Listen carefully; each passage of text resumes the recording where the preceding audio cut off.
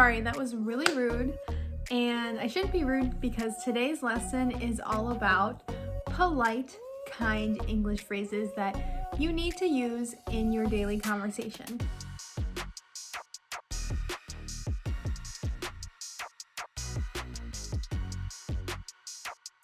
Hi friends, my name's Kayla. I'm an American English teacher and I teach you natural English that you cannot find in a textbook.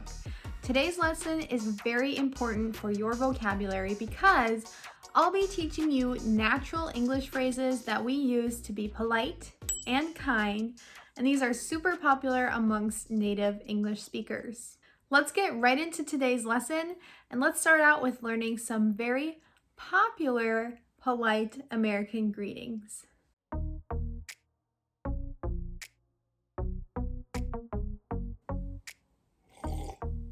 Americans are very dramatic, if you haven't noticed. We say things and we speak in hyperbole. We're very dramatic about what we say. So when we see someone and we haven't seen them for maybe a week, maybe a few days, maybe a few months, maybe a year, we'll use the phrase, "I haven't seen you in forever." Now, have we actually waited forever to see them? No, but it's been a long time, long enough where we want to say it feels like it's been forever. But we'll just say, "I haven't seen you in forever," or "it's been forever."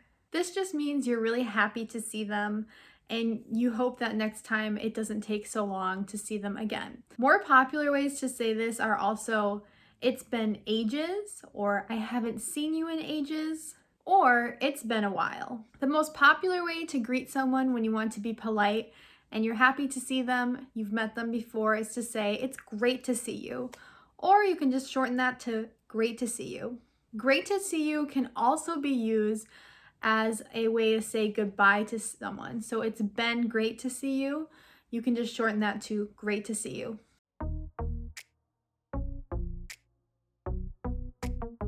Now, if you need to ask for something in an English conversation, you're definitely going to want to be very polite about it.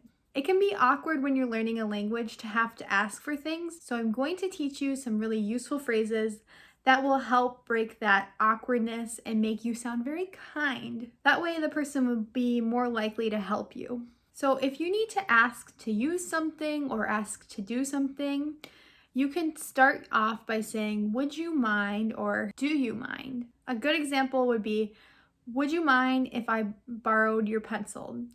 This is the exact same thing as saying, "Would you care if I borrowed your pencil?" But it's a bit more natural and a more common phrase to use, "Would you mind?" or "Do you mind?" Another example, if you had to leave early from work, or if you have to leave early from an event, and you want to ask your supervisor or just whoever's holding the event if you can leave early, you could say, "Would you mind if I left early today?"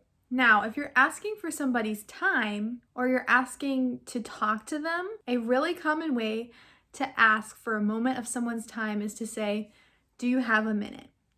When you ask for a minute, you're actually just asking for a moment. It doesn't literally need to be 60 seconds. And oftentimes when we ask for a minute, it might take longer than a minute. Another popular phrase that we say is, "Do you have a second?" Obviously, it's going to take more than 1 second, but it just means that it's going to be a quick question or a quick conversation that you are going to have with the person. You're acknowledging that the person who you're asking for their time is busy, and you're asking if they can just spare a little bit of time to have a conversation or answer a question for you. Another way that we shorten this phrase, "Do you have a second?" is to say, "Do you have a sec?" "Do you have a sec?"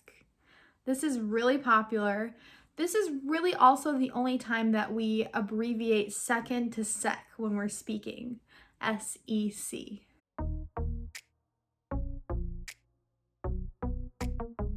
Now, another awkward English conversation that I want to help you navigate and give you some ideas of very polite phrases you can use is when you need to turn down either an invitation, you need to say, "No, I can't help you," or you need to say that you need some time before you can help someone. So going back to that, "Do you have a minute?"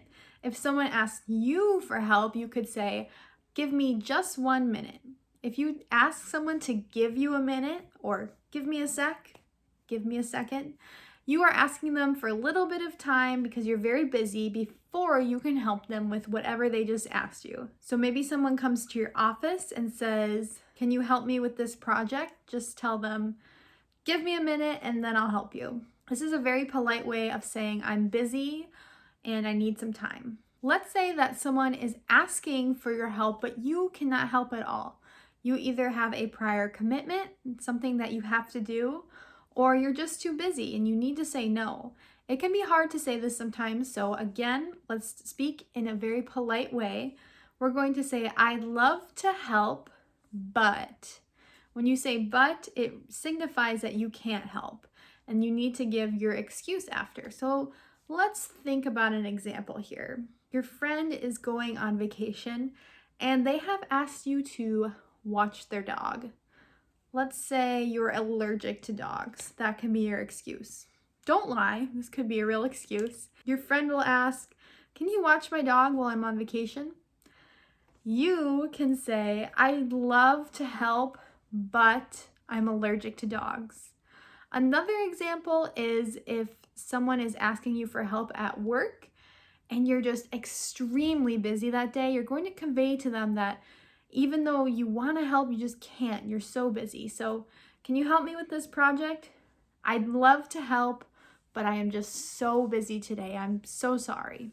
It's okay to apologize too for being busy. Even if, you're not really sorry, you have commitments that you've made, but it's always polite to throw in a little apology there. Quite similarly, if someone asks you if you want to go do something with them, if you want to come to their party, any sort of event, if they say, "Would you like to come to my party?" you can say, "I'd love to come, but I'm busy that day." Or, "Would you like to come get coffee with me?" "I'd love to come, but I have to go to work." You can even take out the verb in each of these phrases and just say, "I'd love to, but." "Would you like to get coffee with me?" "I'd love to, but I have to work." "Would you like to watch my dog?" "I'd love to, but I'm allergic." Shortening these phrases is very natural and very common amongst English speakers. We've talked about how to put things delicately in awkward English conversations. We've talked about greetings. Now I want to give you some friendly goodbyes that I personally use all of the time in my daily English conversations. So the most common ways that I use these goodbyes is when I'm at a store or a restaurant and I've either paid for my food or I've paid for whatever I'm buying, and the person says, "Have a great day," I say, "Same to you." Or if I say, "Have a great day," they will respond, "Same to you." Thanks for coming in. Have a great day. Same to you. It's just a really natural and common exchange that you'll have in English, just saying "same to you." We're talking about being polite here today, but I want to warn you that this phrase can also be used if someone insults you and says, "I hope you have a terrible day." That would be awful to say. If you wanted to also be rude back to them, you could say, "Same to you." I hope you have an awful day. Same to you. Another shortened, natural English phrase that I use all the time when I'm saying goodbye to someone, especially in one of these quick exchanges in a store, is to just say, "Have a good one." Have a good one means have a good day. I don't know why we just changed day to one in this situation. It's super natural and super popular, so if someone tells you to have a good one, they want you to have a good day, and they're being friendly and polite. Bye. Have a good one. Same to you. My friends, now is the time to repeat after me and get some English speaking practice that I know you need. Even though you don't have a speaking partner, today you're going to repeat after me. You're going to try to match my tone because remember, tone is very important when you're being polite speaking English.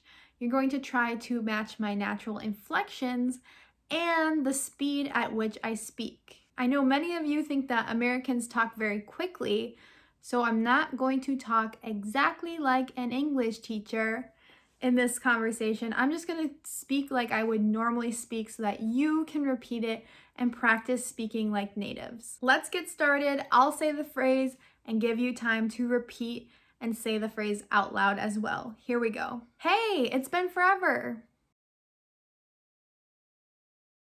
Good to see you. It's been ages.